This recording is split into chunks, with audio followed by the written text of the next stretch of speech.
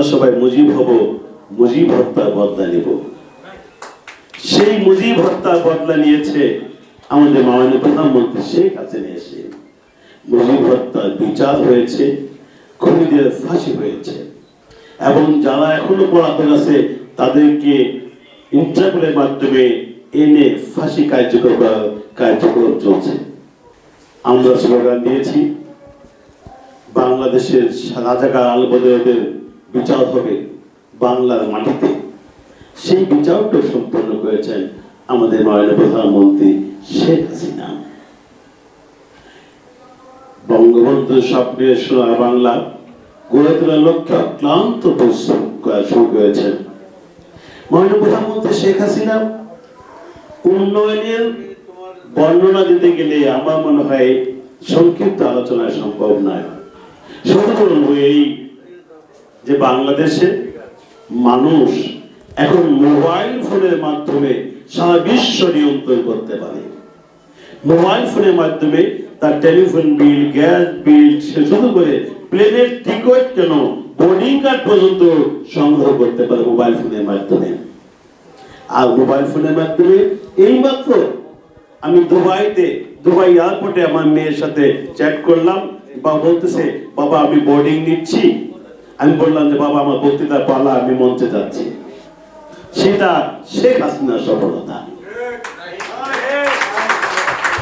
প্রধানমন্ত্রী আমাদেরকে এমন একটা পর্যায়ে নিয়ে গেছেন।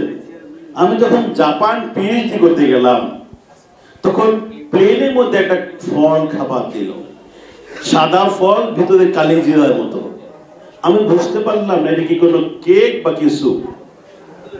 এখন বুঝতে পারতেছি এটা ড্রাগন ফল, যেটা আমার ওই জুলাইনের মুরাদপুরের অলিগলিতে ভ্যান গাড়িতে বিক্রি হয়।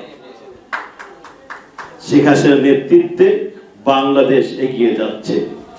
ওই মহাকাশে স্যাটেলাইট রয়েছে, সমুদ্রের তলদেশে সাবমেরিন রয়েছে, ঘরে ঘরে বিদ্যুৎ রয়েছে, কৃষকের ঘরে খাবার রয়েছে, খাদ্যে স্বয়ংসম্পূর্ণ বাংলাদেশ। এটা শেখ হাসিনার নেতৃত্বে সম্ভব হয়েছে। বাংলাদেশ এগিয়ে যাচ্ছে শেখ হাসিনার নেতৃত্বে।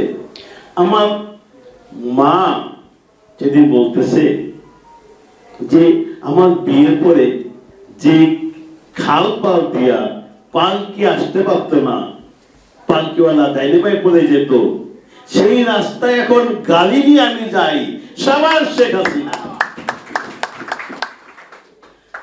আমার মা যখন ওই আমার বাড়ির মাথায় উপরে শিব চলে, পথটা পার হয়ে ঢাকা আসতেছে, তখন আমার নানা তাকায় থাকছে, দূর লঞ্চ দেখা যায়। আর এমনও দিন গেছে লঞ্চ পানির ঘুরে পড়ে পুরো লঞ্চ ডুবে গেছে, আমরা দেখেছি ভিডিওতে, ইউটিউবে।